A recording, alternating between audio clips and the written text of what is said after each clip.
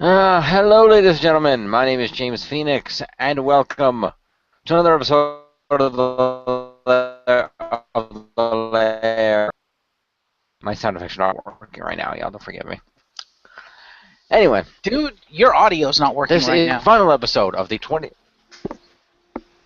What Yeah, are that you was talking super about? mega laggy. That was like the Yeah. That's what it That sounded sounded like, literally. that sounded like me hosting this thing. That's how laggy it was. That The was broken like up yours. exactly what I just said. That's how it sounded. You sound like you're like, I don't know, like they got a really bad starting problem, or you're Michael J. Fox with your words. Wow. That's how it sounded, man. Like you're freaking having like an epilepsy attack or something.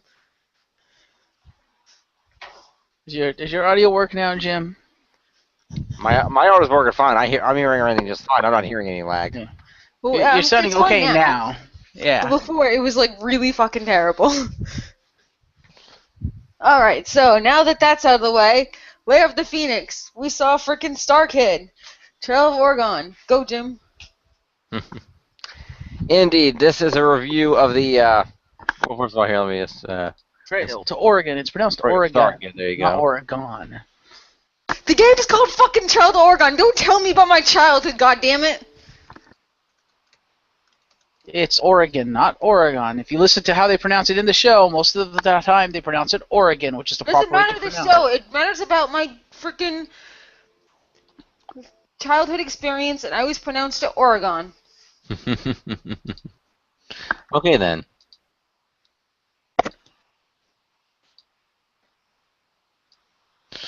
Anyway. Of course, they didn't pronounce everything right in the show. Also, Fucking Oregon. Oregon, right? The O makes the on sound, so Oregon. No, gone is G-O-N-E. There is no E in Oregon, therefore it's Yeah, not but Oregon. it's still but there's still it's still G-O-N, and when there's no extra vowel, it makes the hard O sound. Also, for the record, Blim pronounced the valley wrong. It's Willamette. It's not Willamette. It's pronounced Willamette.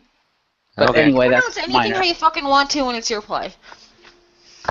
Pretty much. Except when you're naming it after real places. But it's your play. You can do whatever you want. Anyway, continue, Jim. Oh, Marcus stepped on a rake. Anyway. If you really wanted to, you could pronounce Oregon. If you wanted to, you'd be fucking retarded, but you would still be within your rights to do so. Not really, because that requires there being an O between the E and the G. I'm just saying, if you wanted to pronounce all fucking stupid and weird, and it's your play, by all means, go right ahead. But, you know, it sounds fucking retarded, and no one will agree with you, but hey, do whatever the fuck you want. Okay then. Anyway. Yes, the Trail to Oregon, the final of the two Starkid shows, originally premiering in Chicago last summer of 2014. And Yes. running concurrently with the last production we reviewed, Annie. You can see the review of that on the Xbound. Written for the most part by Jeff Blim, with minor writing by the Lang brothers and Brian Holden, with all music and lyrics also by Jeff Blim. The production was brought to New York City at the Cherry Lane Theater, one of the oldest theaters in New York City. They have been promoting new and independent theater for many, many, many years.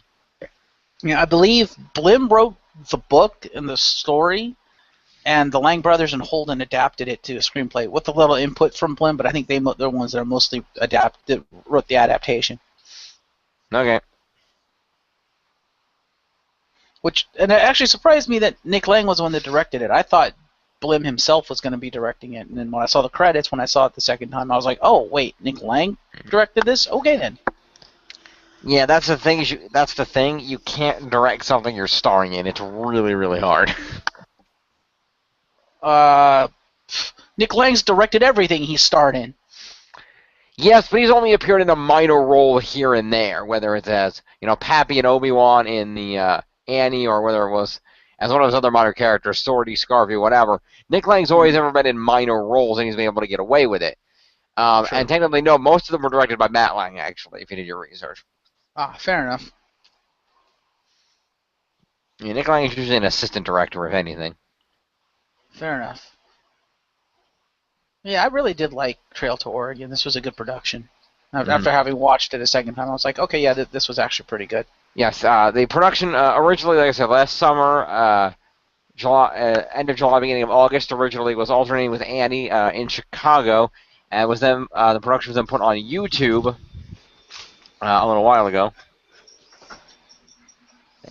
and has since been shared with everybody. Originally, they live streamed it during the much with Annie. They live streamed one production of it during the original run in Chicago. So a lot of people saw it that way, which we Marcus and I did. And then Marcus and I have also seen the YouTube version, and now I've seen this one. So I've seen 3 versions. Marcus has seen 2, and Stacey has seen 1.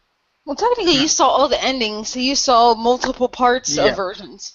I was going to add, it's actually, the way they did it, Pew, I'm guessing you haven't seen the ending, it's literally 5 endings of the same show. They just shot 5 different endings for it. Yeah, he told me about it. Yeah. Indeed. So originally ran at stage 773 between July 3rd and August 10th of last year for a total of 24 performances in repertoire with Annie. Went up on YouTube on Valentine's Day of this year, and the cast recording was available on iTunes the same day. Mm-hmm. The production is very bare bones. It only stars 6 members of Starkid, those being Jeff Blim as the father, Rachel Soglin as the mother, Jamie Lynn Beatty as the daughter, Lauren Lopez as the son, Corey Doors as the grandpa, and Joey Richter as both the villain and everybody they meet along the way. Yeah. Or as Nick Lang put it on the credits, everybody else. Yeah, it says the same thing in the playbill. Yeah, having a cast that small is both good and bad in my opinion. It was bad because I missed everybody else. I missed the classic Stargate feeling with the ginormous production, with everybody there. However, having only those 6 people was like it allowed them to shine and allowed you to see people and things that you normally wouldn't see, like Corey Doris doing solo work and stuff. Which I'm sorry, he kind of stole the show. He was fucking amazing. Although, and this was another good thing about having such a small cast, Joey Richter, holy crap. Joey Richter was amazing in this thing. He was. This allowed him to show how versatile an actor and comedian he actually is. Because he went literally from voice change to voice change to voice change, and that's not easy to go from one character to the next character. And he was wearing 6 different hats. Not to mention, he would have costume changes in literally 30 seconds. I counted it. Yep, and he was also the sound effects. He did live action sound effects too, which is it's amazing what he did. Now I will say, in my opinion, not his best work, but probably a close second. He was really good in this, and it allowed him to shine. It allowed him to almost basically kind of be a star because he did so much in the varied roles and just the varied things that he did.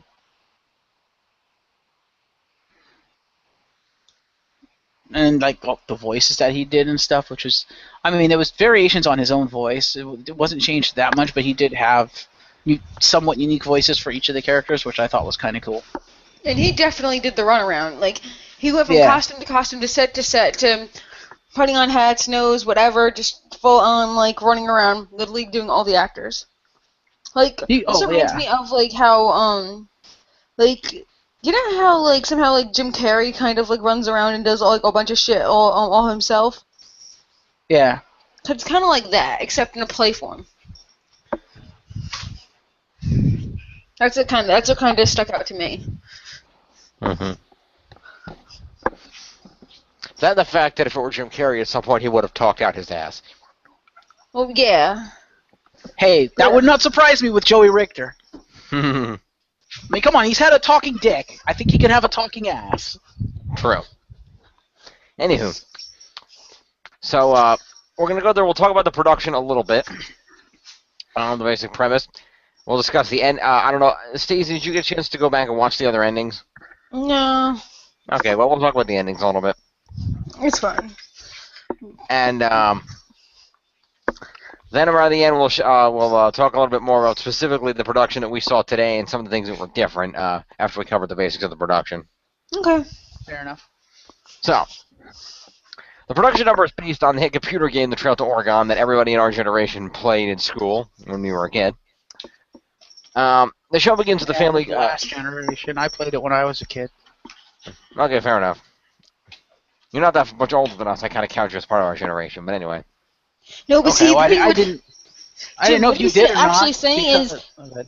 what Jim's, sorry, what Marcus is actually saying is he was on the Trail to Oregon because that's how old he is, and this game is based on his real life experience. Fine. So he was on the original No, game. I just thought, because in pretty much everything else we do, it's like you guys are like the 90s generation, and then Richter and I are like the 80s generation. Which is fair enough. Yeah, Which you is are, what I was going based off you are technically Gen Xers, but I was speaking colloquially. But Isn't anyway. he the closest Fair enough. one to Oregon? So he's probably like, hey, remember that game that was made up at your state? Hey. Yeah, and that game was like the original "this game is fucking impossible" game. Mm-hmm. Yeah, fucking Nintendo, that's the rage quit game right there, because you cannot win that game unless you fucking cheat. Mm-hmm.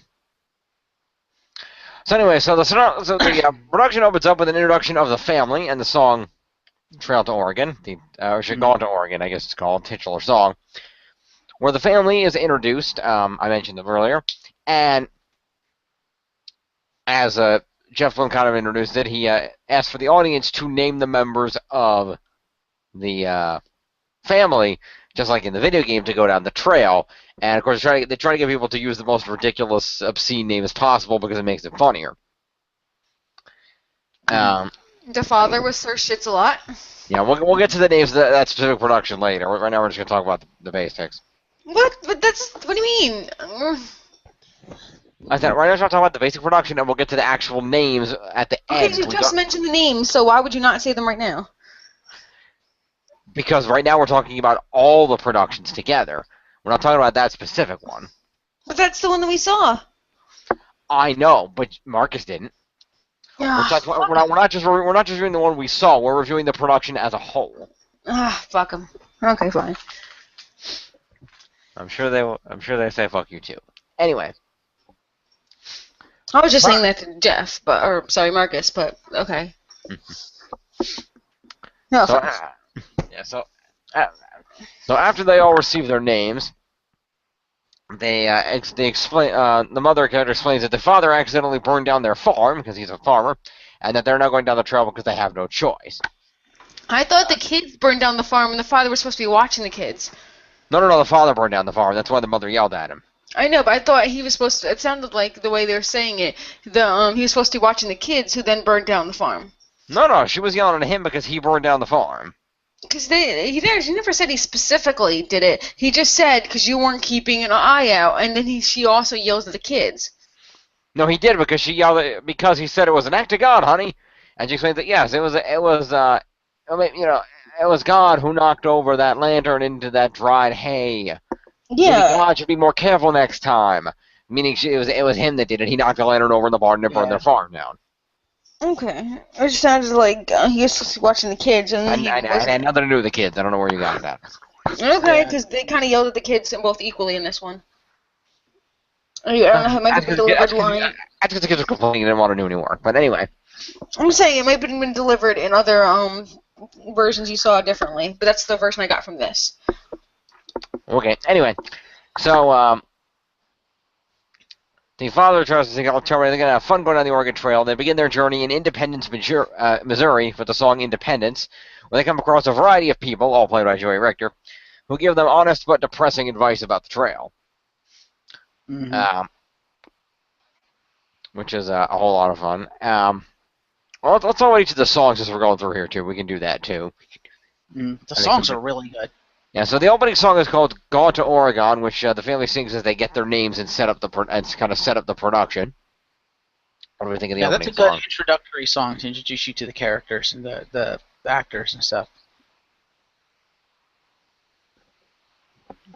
What do you think, Pew?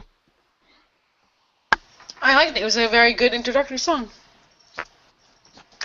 The second song is Independence, the song when we get to see most of Joey's characters. That was fun because he literally had like 6 freaking hats and costumes on, all slung at the same time, and he'd keep throwing them around, throwing costumes on, throwing costumes off, sliding back, both of them back and forth behind characters, in front of characters, all playing different people. That freaking had to be a run for his life, man. He was just running the fuck around. I'm surprised, like, if they were breathing at the end, like, really hard, that was real. Oh, whenever they're breathing hard, it is real. No, I mean, like, he was, like, freaking about to have, like, a freaking asthma attack or something. Yeah, but I think they exaggerated a little. They exaggerated it a little bit for the purpose of the joke, but some of it was real, I'm sure. Yeah, but this was the Joey Richter introductory song. That's when you introduced to him and his variety of characters, and yeah, it's a great song. And I mean, Joey Richter is just fucking awesome. I mean, yeah, he ran himself ragged with that song. It's a good thing he's not in a whole lot of the play, because after running ragged with that song, I'm sure he wouldn't probably passed out backstage for 10 minutes while they did the rest of the play.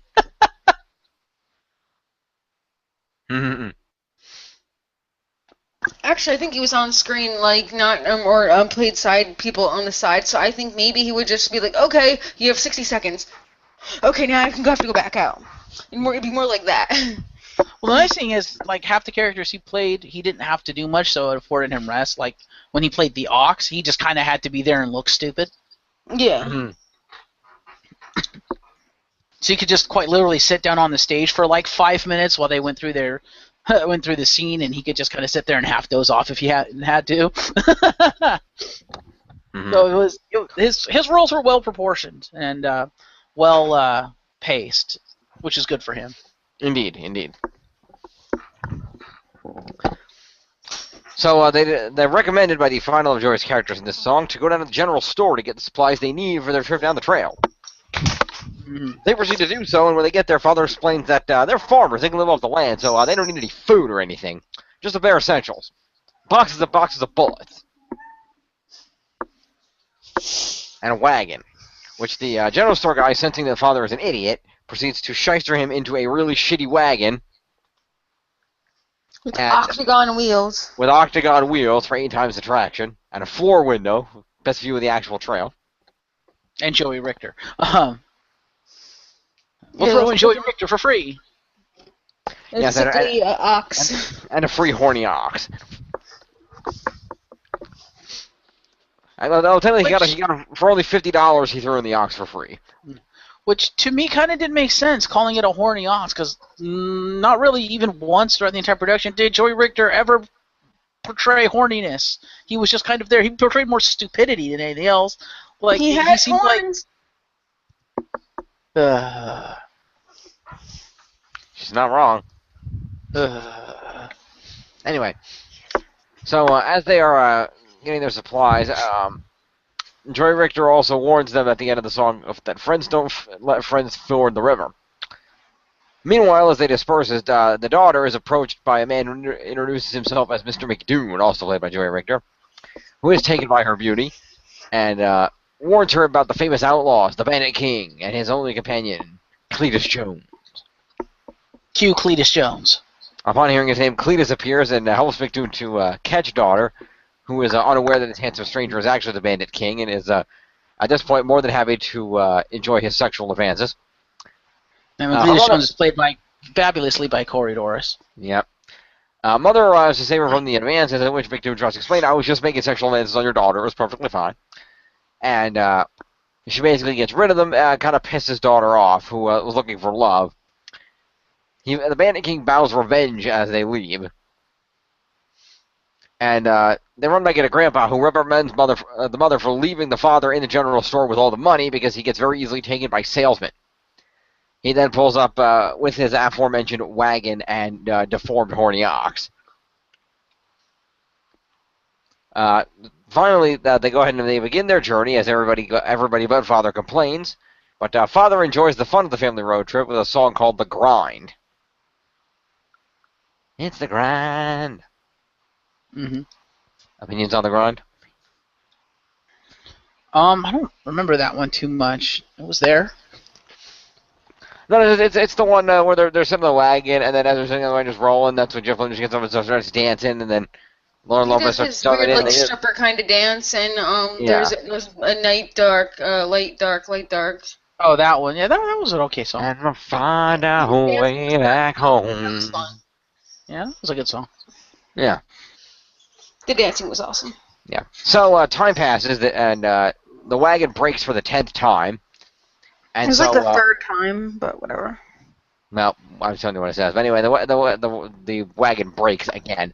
So as he attempts to fix it, they realize that they are starving to death because the ox that they bought doesn't have any teeth and couldn't chew his food. So they had brought a large amount of grass to chew up and give the ox as well as to eat for themselves, but the son ate it all. So in frustration, Mother sends the son, who almost shoots himself with a rifle first, after explaining that he puts everything in his mouth to kind of test it out because he's 7 and that's what 7-year-olds do, sends the son, the daughter, and grandpa out to go hunting for some food. No, that's not what 7-year-olds do. That's what, like, 1 to 2 newborns do. But, like, that's fine. Like, 2-year-olds and 7-year-olds, same thing. But, like, okay. And I thought it was a little odd that he was, like, a 2-year-old, but, like, 7-year-old. Whatever. It's fine. So the daughter tries to hit some rabbits, but is ineffective and such because they're too fast. After that, she then inadvertently shoots Grandpa, who deems that this means that the daughter's turn is over and gives the gun to the son. And he then tells him about these encounter with the lobsters in his war against them in 1812 and how he banished them to the sea, and the world was grateful for it. So his son then finds a family of buffalo, and has this tough moral decision about whether to kill them because he loves animals. And the daughter and grandma try to convince him to kill for the first time in the song "Pays to Be an Animal," which is probably my second favorite song in this musical, maybe my favorite. It's my top 2 are very close. It is a really good song, and this is where Corey Doris really shines. Like, I was like, wow, he's really good. Sometimes it pays to be an animal, sometimes it don't. Yeah. What do you think, Stacey? It was really weird. It was just weird, and I don't get what he was talking about bleeding dicks or whatever. Nobody does. That's why it's funny. I don't know. It was just weird. So, I mean, it was catchy, but it was fucking weird. So, I don't know. Yeah. I think it was more Grandpa was interjecting some things about his past with Cornwallis and the lobsters in there, which is why it was kind of weird. Well, no, that was just the talking before the song. That had nothing to do with the song itself. No, I think he interjected some stuff in the song from that, which is why some of the stuff didn't quite add up.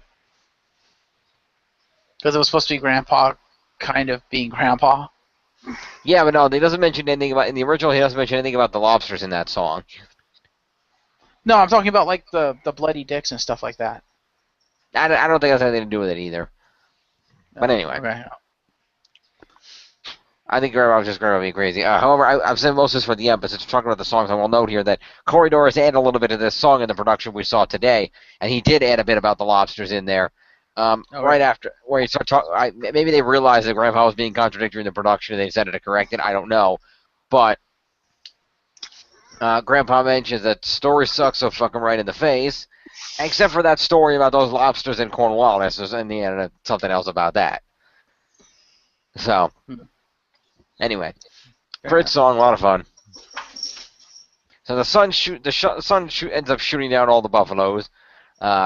Played by Father Buffalo, Jeff Blim, Mother Buffalo, Rachel Sogolin, and Joy Richter as the baby buffalo. After they gun it down, they take whatever meat they can carry back to the wagon train. I think Corey Doris is having fun just making up numbers at this point. Because in the actual production, he says that they have about 200 pounds, they can carry back 20. And this one, Corey, I don't know if he stumbled over or what he happened, but he basically he muttered out that they had 550,000 pounds and could carry back 10. So, fair enough. So they bring the meat back to the wagon. They ration the food, but daughter complains about not having enough food, and tells the mother that she thinks she's overbearing. The mother then proceeds to fake her death, so the daughter admits that she needs her. And when she wakes up, the daughter wishes she didn't have a family to care about, and that the Bandit King would just come and take her away, and she storms off. Mother tells father to go bring her the mother's extra rations so she could eat. And the mother then, with the son brings at the beginning, but then by herself, laments her baby's sadness, expresses her love in the song When the World's at Stake. That's a great song. It is. That is a good song.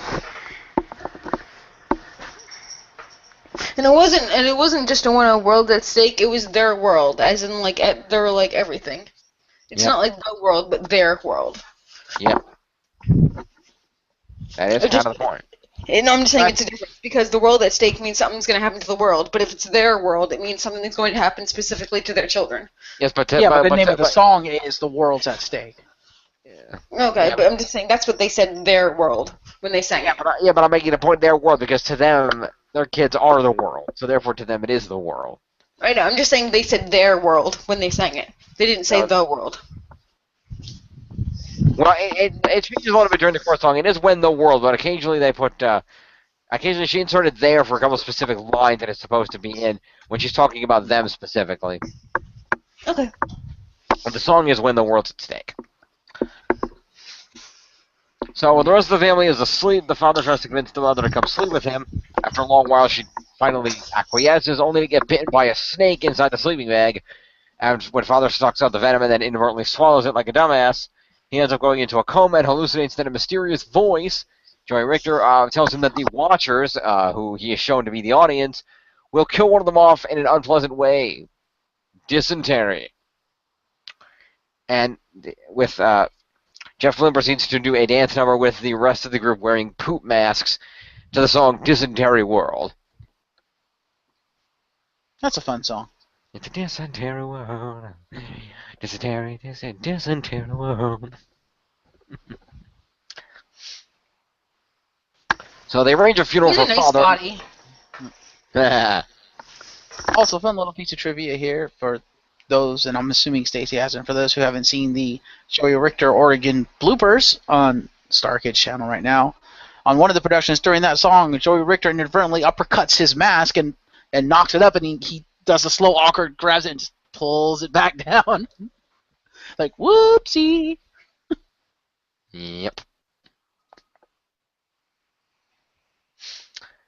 So, they arrange a funeral for the father, but he wakes up and tells them of the fate of the voice described, and Krampus says he's finally making sense, having seen the Watchers himself. And they pretend to fly to Oregon. Unbeknownst to them, however, they're being watched by the Bandit King and Cletus Jones from afar, and Bandit King plans to steal that daughter and make her his child bride. Which upsets Cletus Jones, who is in love with McDoon himself. So, to end Act 1, the Bandit King proceeds to sneak down while they're sleeping or whatever, and set their wagon on fire, kidnap daughter, and ride off on his way to Mexico, where he can make her his child bride. The wagon is on fire. Yeah. It's the Act 1 finale. What do you guys think? That was a good song. I like it. It was a good first act. Indeed, indeed. So, Act 2 comes in with the daughter is in the Bandit King's wagon, missing her family, and sings the song Lost Without You. That was a really, really good song. Indeed. But then again, Jamie Lynn Beatty solo, what's not to like? Pretty much. So meanwhile, her family arrives at a pub in the middle of a massive snowstorm. And the owner director is astonished they were stupid enough to be out in the snow, and Mother mentions that she warned Father that winter was coming and they shouldn't have gone at a steady pace.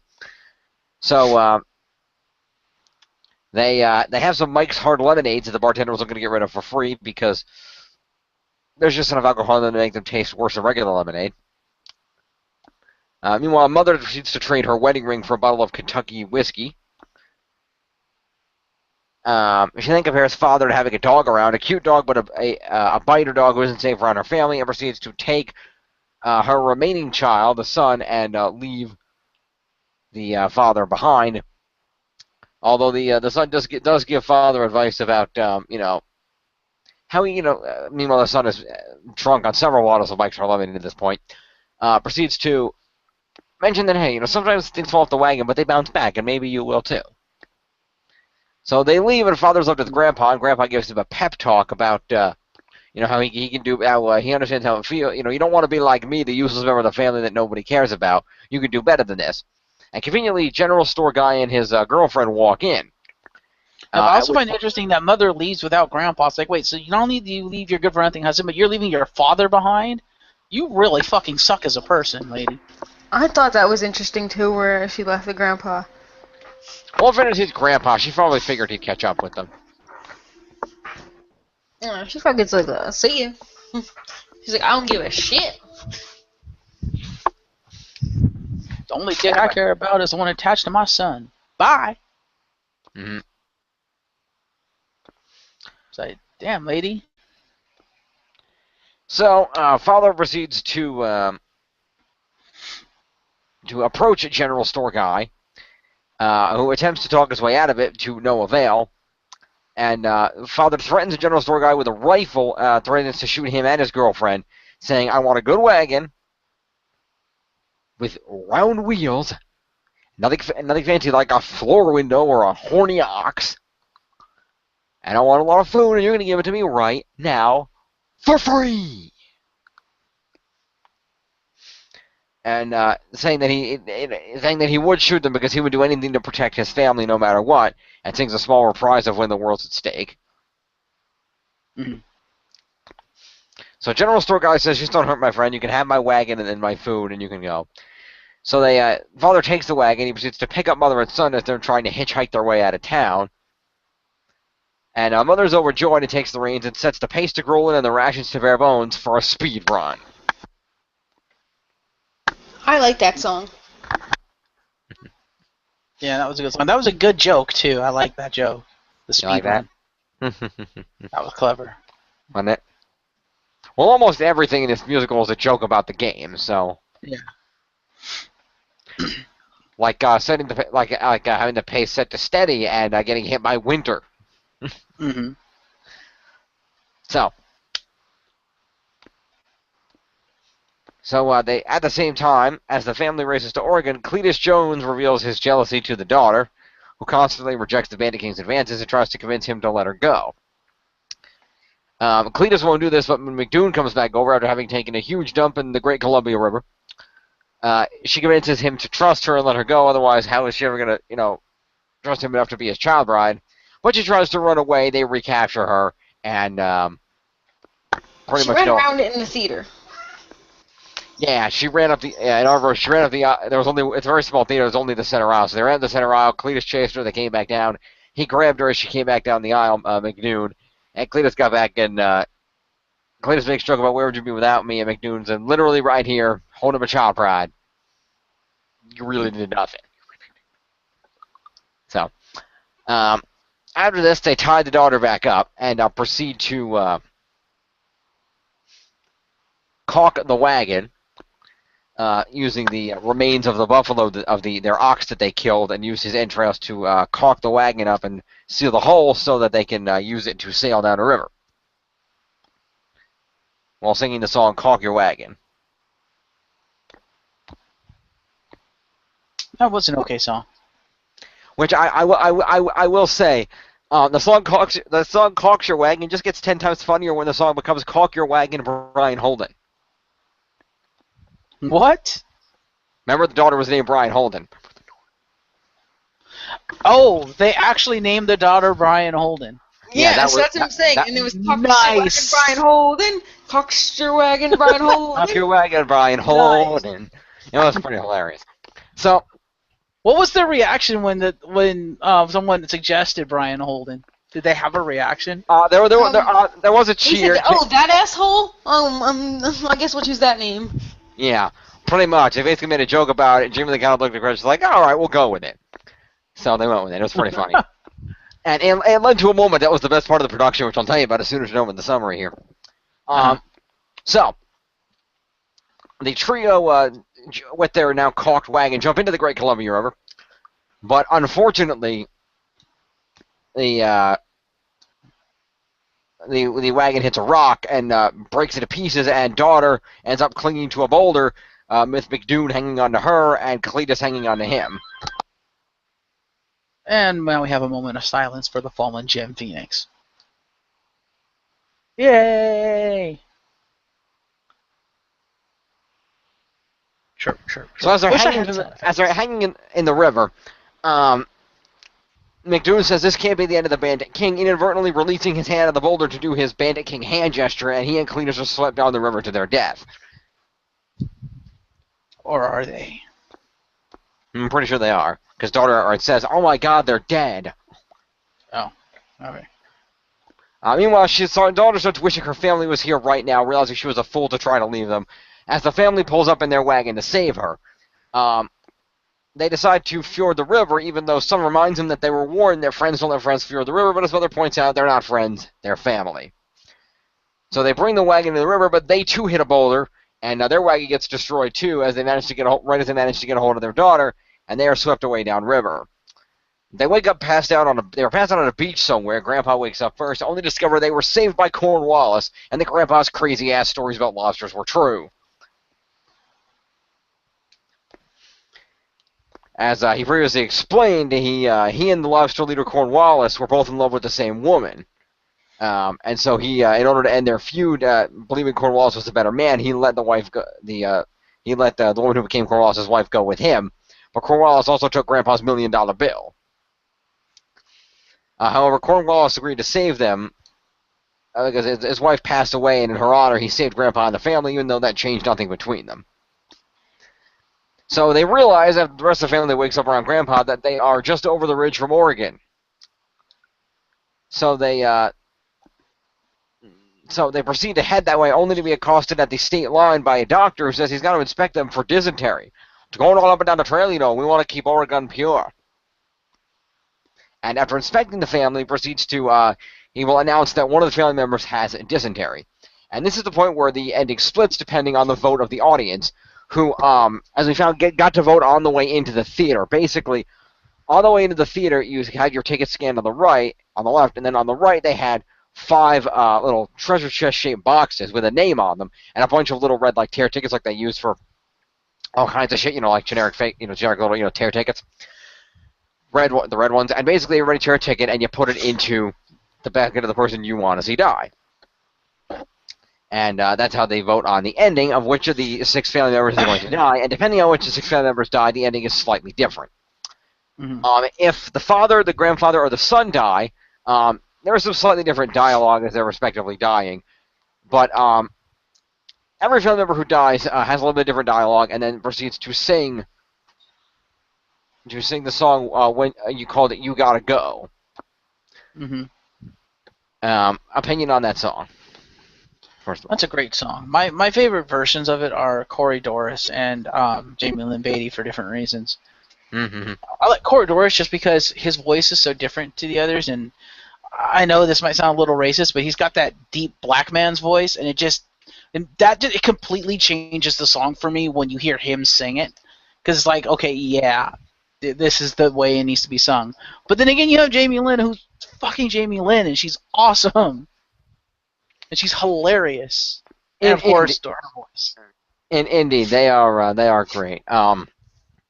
I will say for the record, we had the Corey Doris ending. Fair enough. So we got to hit the grandpa dying ending. But depending on the version, after the death, the family agrees that they're going to make it to Oregon as a family.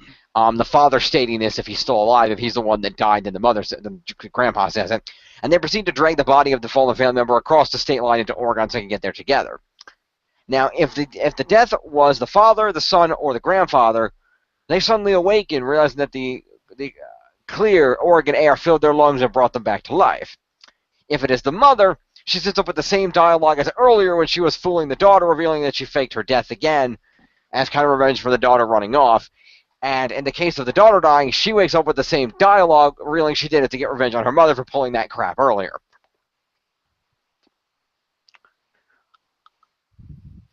Yeah. So, Yeah, so those That's are the the endings. reason why I like Jamie Lynn's is because hers is the most unique because you don't see that one coming really. Yeah, it makes the most sense in context of the production. So, in my opinion, that's why we voted for daughter. I suggested I told Stacey I like the daughter ending, but it's up to you, and she said, well, I'll vote for that one too. So we voted for the daughter ending, but we did not win. Mm-hmm. So after the family gets up and realizes they are in Oregon together, they know it's going to take a lot of hard work, but they're going to pick out some land and start a new farm, only for Grandpa to realize there's something in his pocket. Cornwallis gave him back his $1 million bill, and so they are now rich and they don't have to work. And they proceed to celebrate with the son pointing out as he's been begging to do the entire production. There's only one thing left to do, and that's to get naked in a lake in the finale song. That's a great song, and I love. And I don't know if he did it in your production, but I love that in the original production, Jeff Blim pulled out an alto sax and started playing in the middle of the song. I thought that was awesome. No, he pulled out an alto sax and played in this one too. Nice. Yeah. He's actually a pretty good saxophonist. I was surprised. I was like, I started hearing it, I was like, wait, what? And then I saw him with the sax. I was like, he plays sax? Okay, that was pretty awesome. Yeah, I felt a little bad for Corey Doris in this song because as they were stripping down, Corey Doris couldn't get the red pajamas on, so he ended up doing the song with the red pajamas on. Aw, poor Corey Doris. Because he managed to get the overalls and the hat off, but he couldn't get the freaking. He looks like I think one of them actually tried to help him, but they just couldn't get it off in time for the song to start. So they said, "Fuck it, I'll just do it with the pajamas on." Fair enough. So after the finale song and everybody's all happy, the mother proceeds to come out with the 2 Mike's Hard Lemonades and ask the father to kind of give a seductive little sing-songy voice to the father to come have a little fun, and they run off together, and thus the production ends. Yep. Another piece of trivia for this one, again, the Joey Richter blooper reel, and I want to see this. I wish someone had recorded this. Apparently, in one of the productions at that point, they had Rachel Soglin, sing that part to entice father, and he's like, "Coming, honey," and he turns around, and it's fucking Joey Richter as the ox. I heard about that. I'm like, oh, I want to see that. That sounds amazing. Because Joey's like, he turned around, I'm like, ah. Yeah. But it's kind of awesome that they just completely punked the father at the end. I'm like, wow, I want to see that. Mm-hmm. Pretty much. So that was the production, The Trail to Oregon. It's a lot of fun. If you get a chance to see it, go ahead. If you're in the New York City area and you have an opportunity, there are productions, and I believe there's still tickets available for tomorrow, Saturday, May 30th at 2 p.m. and 8 p.m., and Sunday, May 31st at 2 p.m. If you get an opportunity, go see it. Otherwise, go check it out on YouTube. It's there for free. You can see all the endings there. When you watch the main video, they bring up those little square things you can click on to click on which family member you want to die, and it'll direct you to that ending so you can see the ending you want to see. It's a whole lot of fun. Check it out. So, with that, let's talk a little bit more about specifics for this production. I said there were a couple of things that were a little bit changed here that they were just kind of keeping it a little loose. One thing was in the opening song, they adjusted the lyrics to compensate for the fact that they were in New York City at the Cherry Lane Theater, which they actually mentioned in the song. Okay. Mentioning the Cherry Lane Theater, so on in New York City, so on and so forth. So that was changed up a little bit differently. Little changes here and there that made it unique. Like at one point, during Independence, where Joy Richter does those parts where he starts singing really fast, and he's slapping his knee back and forth. Mm-hmm. You know that part of the song? Yeah. When he goes well, at one point he's doing this, and saying this, and Jeff Flynn is next to him, and so Jeff Flynn gets down on his knees, and he just starts swinging both his hands around, slapping Joey's leg as Joey continues the song. Nice. That was pretty funny. Just those minor things here and there. Little references. It was just a lot of fun. It felt like they were just, kind of keeping it kind of loosey goosey, doing what they needed to do. Well, Starkid is known for their improvisation, so I imagine a lot of it was improv, and they were like, well, fuck it, let's just do it this way this time because we want to. Well, the best thing they got the biggest pop from the crowd was what happened right after the intermission when they came back in. Because, they come back in, and McDoon drags the child bride in from off stage and throws her on the wagon and says, I'm taking you to Mexico. And said, basically, we're going to go head up this way. We're going to go to the river down to Mexico and make him a child bride. And that's when Jamie Lynn's daughter character sings her big song, the Lost Without You. Mm-hmm. Well, when they came, I guess they decided, let's have a little fun with this. So when the lights came back on, the stage restarted.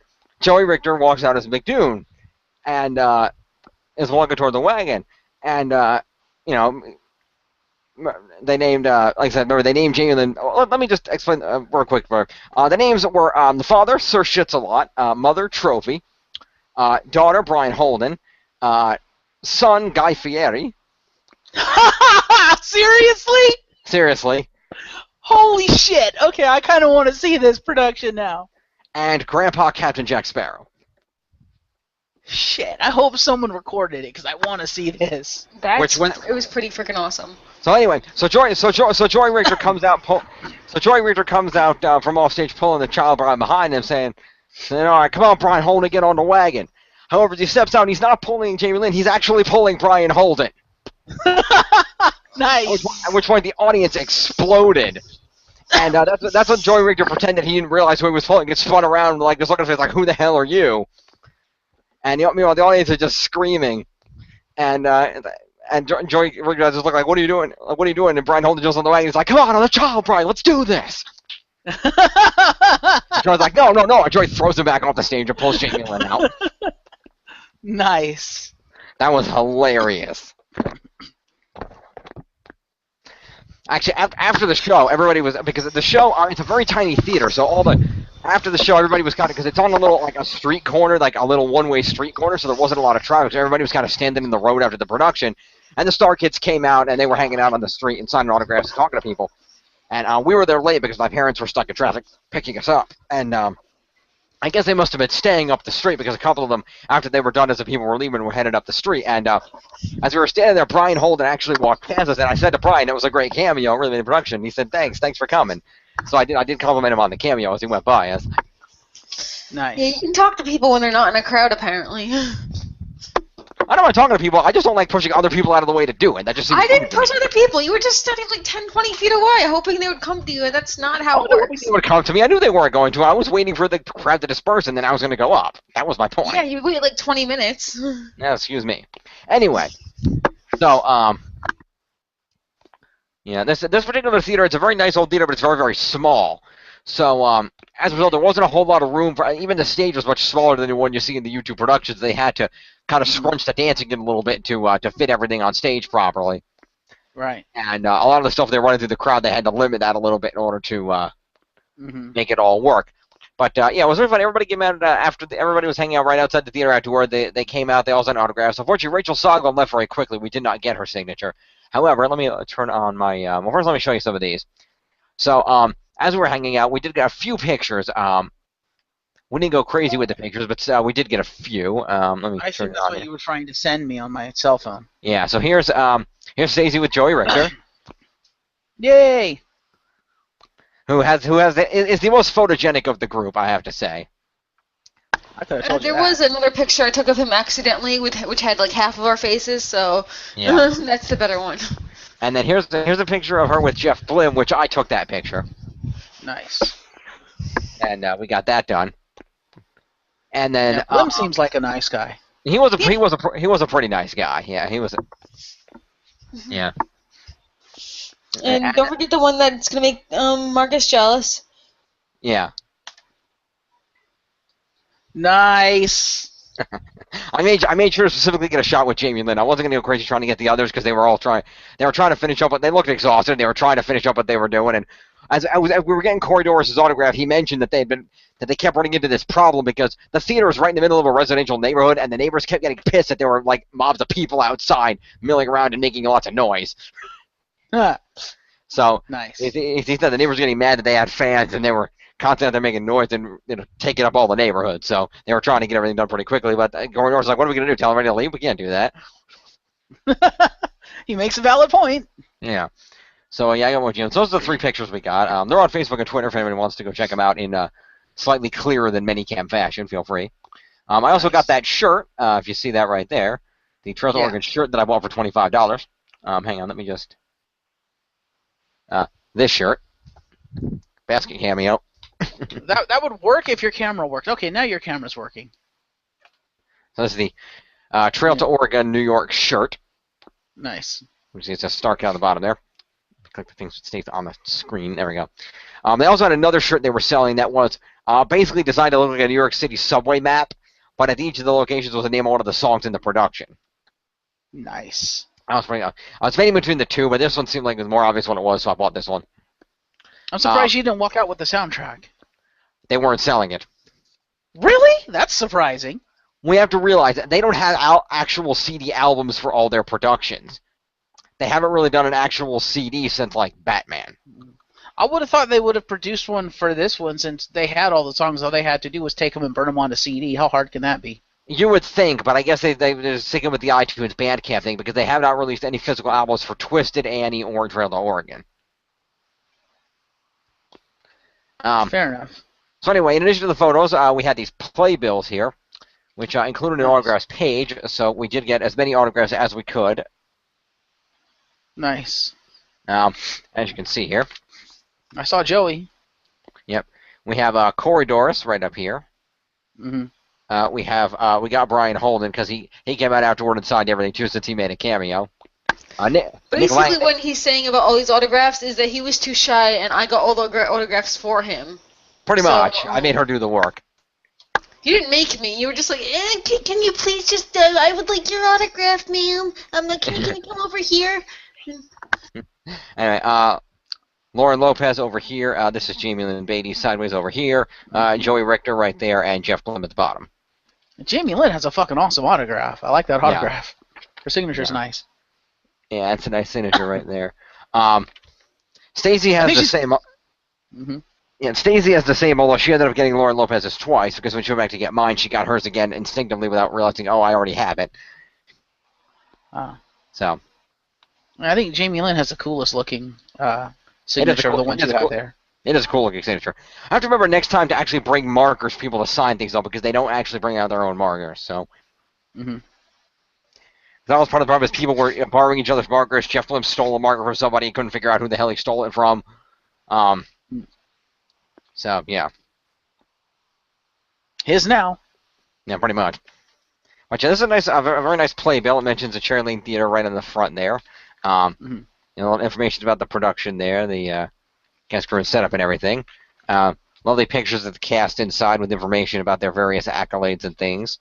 Mentions the band, all kinds of things like that. Great pictures and the little pictures of Oregon stuff in the back there with the special thanks. Mm-hmm. As for fun, on the way there, we actually used the pictures of all the Starkid cast for the 3DS game. What was it? The one where you shoot like the balls at all the flying things, where they make their motions and talk. So that was pretty funny. Indeed. No idea what game you're talking about, but okay. It's like this game where you shoot their face and you kind of get all the faces. It's like the first thing that came out in the 3DS, where pretty much everyone just fly on a helicopter helmet and you just shoot things at everybody's faces you took pictures of. So we pretty much did that with the entire Starkid cast. Pretty much. Nice. We turned them into a video game. Being a musician, I'm surprised you didn't try to get Clark Baxter's autograph, Jim. He wasn't there, or he didn't come out anyway. I'm pretty sure he was there in the back with the band, but he didn't come out. Yeah, I was about to say, he's the band leader. I'm pretty sure he was there. Yeah, but he did not come out from the back. Nick Lang came out for a little while, though. You didn't think to get his autograph, huh? No, he was talking to a whole bunch of people, so. Figured I'd let it go. But anyway, yeah, so that is the Trail to Oregon by Starkid. What? No, I was going to say, like I said, I watched this twice. After watching the second time, I actually enjoyed it a lot more than the first time I watched it. It really is a good production all around.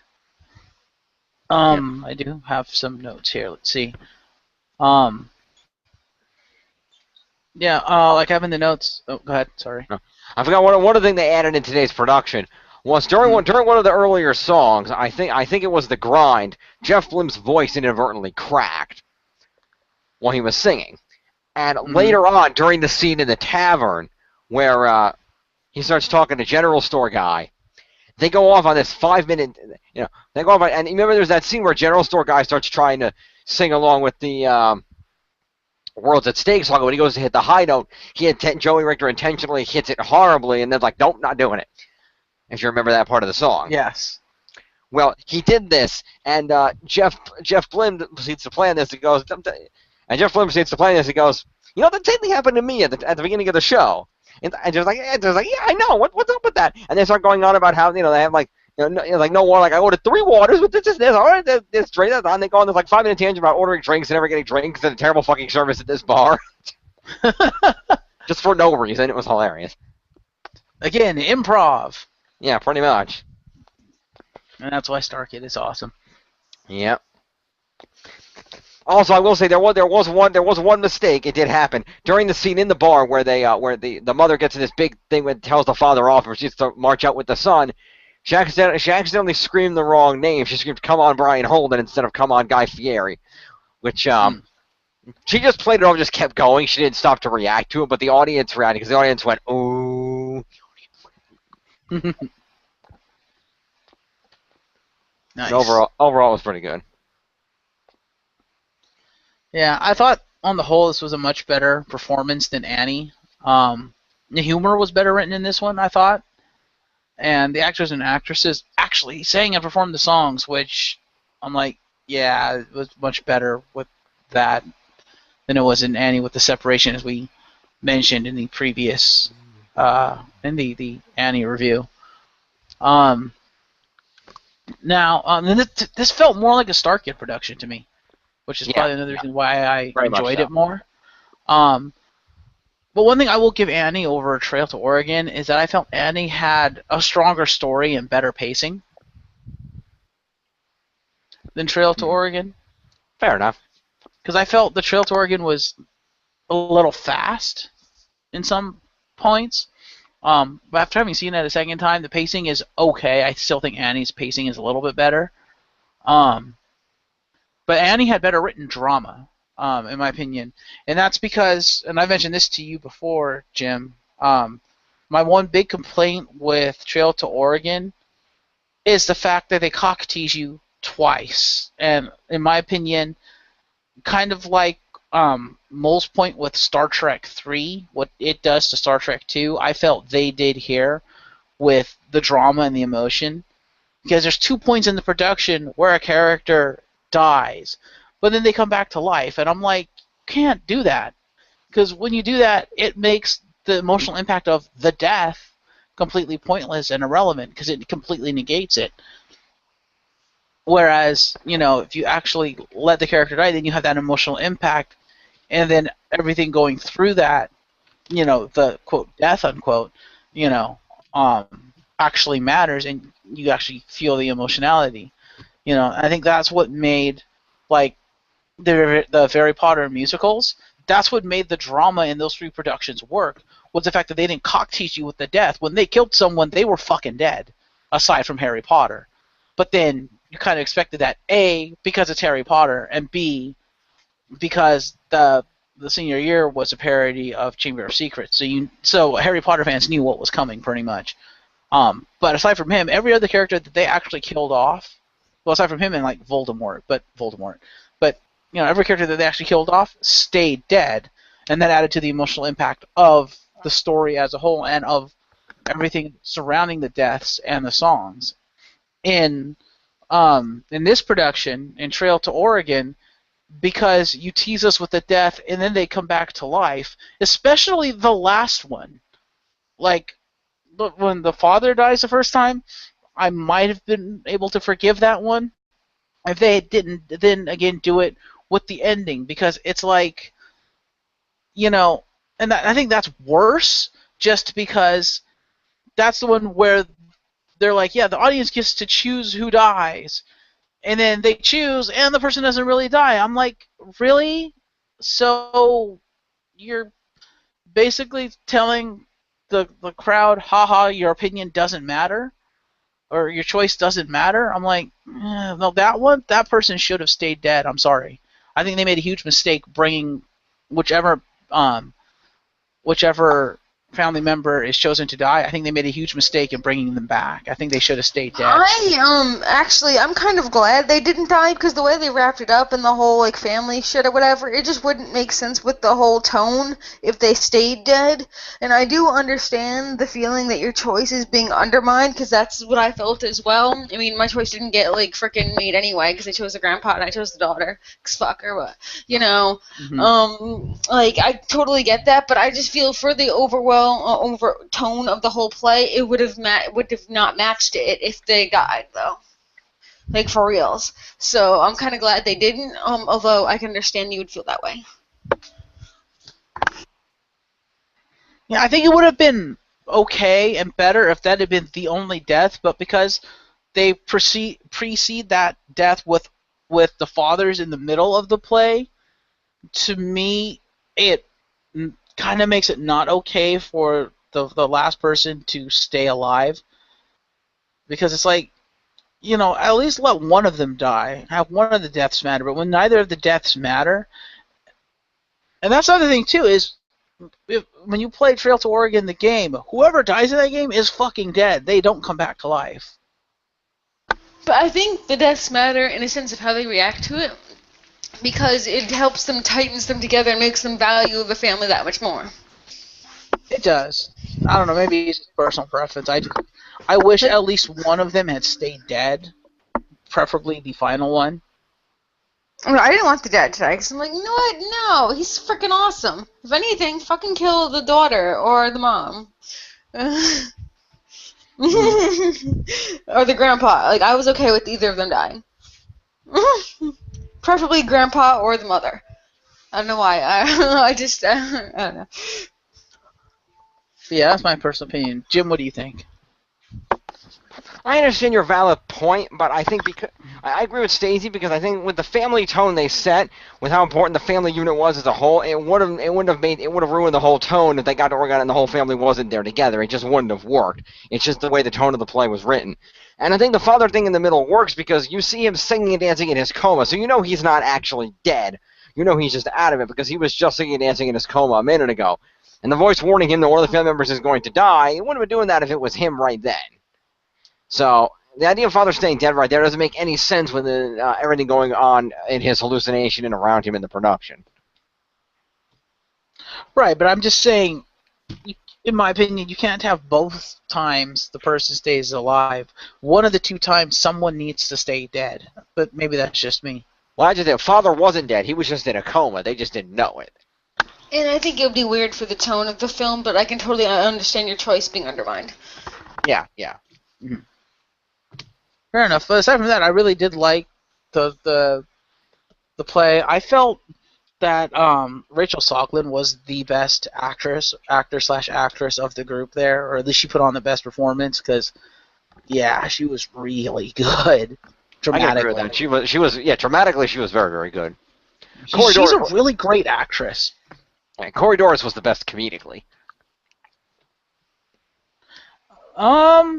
I would say Joey Richter was the best comedically. Okay, fair enough.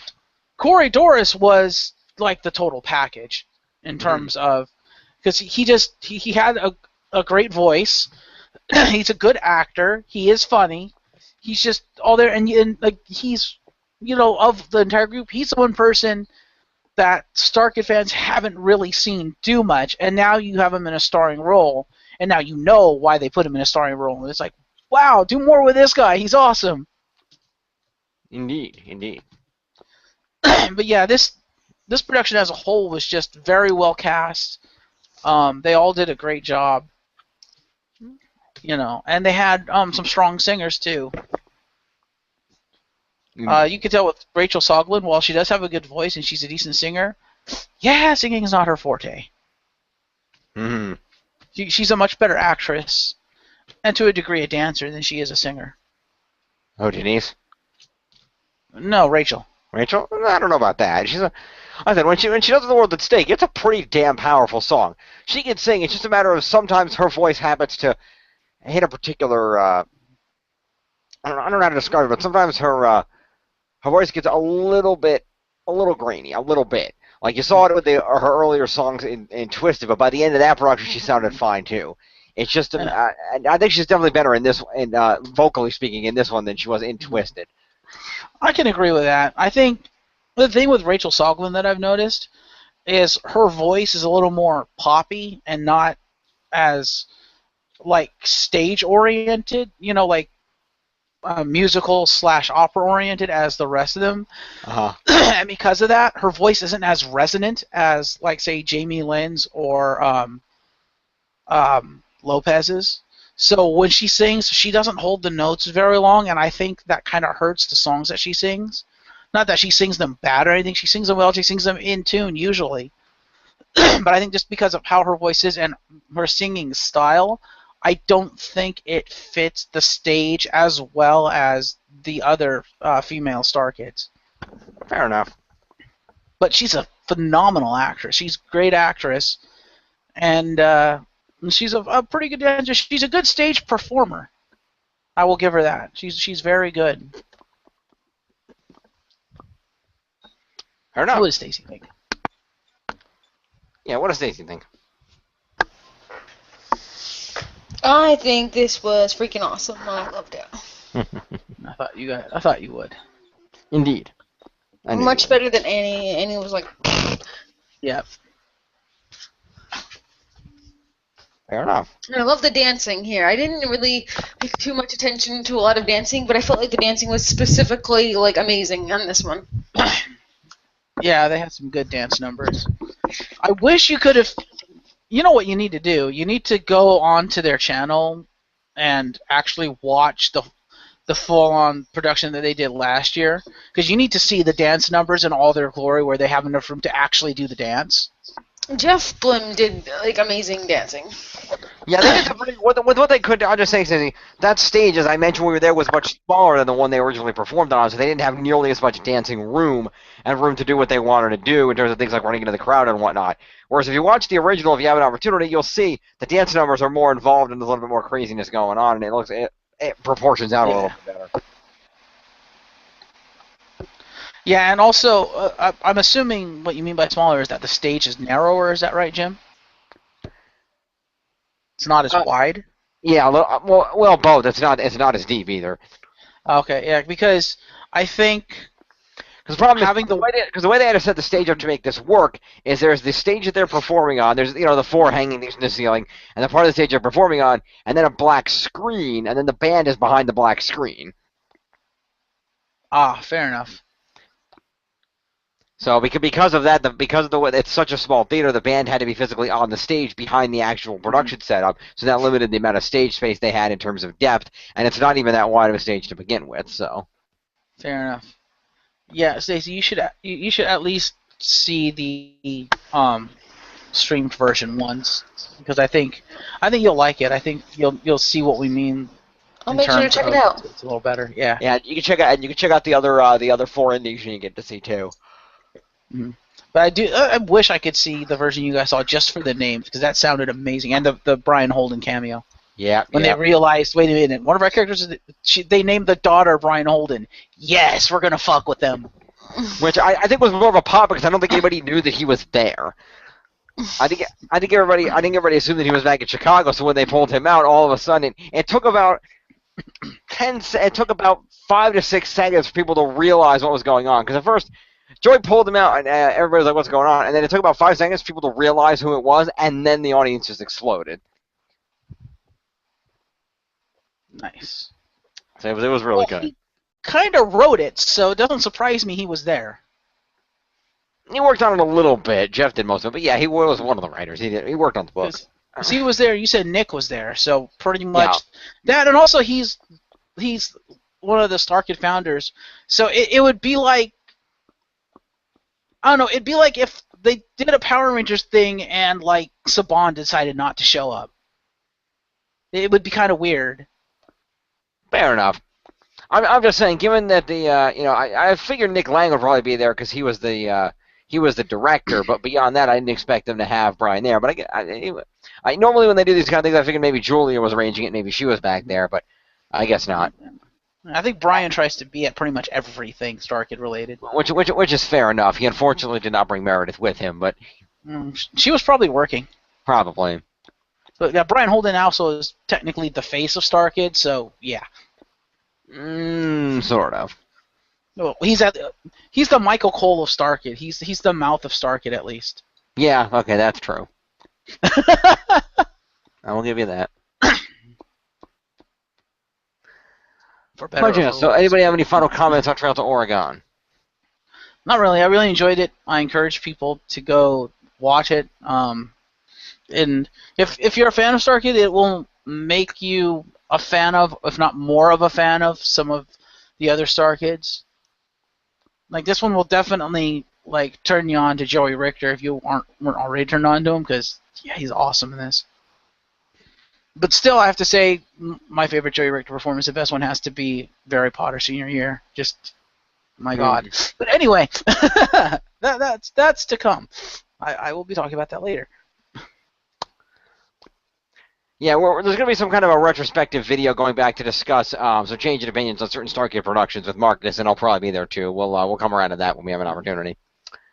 Yeah, I am intending it to be part of Spring of Starkid. Basically, the whole impetus for it, I'm just going to plug it really quick, was the fact that I finally got around to watching Me and My Dick, and so because I hadn't watched it before the original review, I asked Jim if I could do like a little mini review, just myself and my impressions of it. And he said yes, and I mentioned I wanted to go back and kind of redo Senior Year a little bit, because I think when I reviewed it, I didn't like it as much as I do now. Just for the record, I've now seen Senior Year 5 times in the last 2 months. That should tell you how much I like it now. Yep. All right, well, thank you two for joining me. And Stacey, thank you for going down to the city to see the production with me. I hope you had fun. I hope it was fun. I hope next time you just learn how to, directions and shit. Next time we'll just meet at Destent, and we won't have the problem. If you didn't know where Price Chopper and the Wizard was, you should have just said that outright. I'm just saying, like, if you use actual numbers and street addresses, then we wouldn't have to go with obscure references. Well, Children. I thought you knew where Price Chopper and the Wizard was. Children, am I going to have to put you into timeout? Only if you put yourself there first. Now. Don't mind him, his legs hurt. Fish, you're most welcome, Jim. I'll be careful, Jeff. The grandpa died in ours. So, you're the closest one.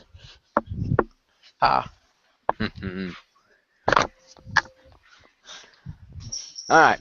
Well, thank you for joining me. I am James Phoenix. This has been a look at Starkid's The Trail to Oregon. If you'd like to hear our reviews of other productions, go back just earlier this month and you can see our top 10 Starkid songs of all time, as well as our review of Annie, a parody from earlier this month. And if you go back to our Spring of Starkid playlist from last year, you will see our reviews of all the other Starkid musicals. So you can enjoy those as well. By the way, one quick thing. Stacey. Yo? And it occurs to me to ask, now that you've seen The Trail to Oregon, would you add any of the songs from this to your top 5 Starkid songs that you had in the last video? Probably not. Okay, just figured I'd ask. Alright. Well, I'm James Phoenix. Thanks for joining us. This has been the Spring of Starkid. There will be one more minor video. And until next time, we'll see you guys on the train. My sound effect still doesn't work. Oh well. Bye, folks.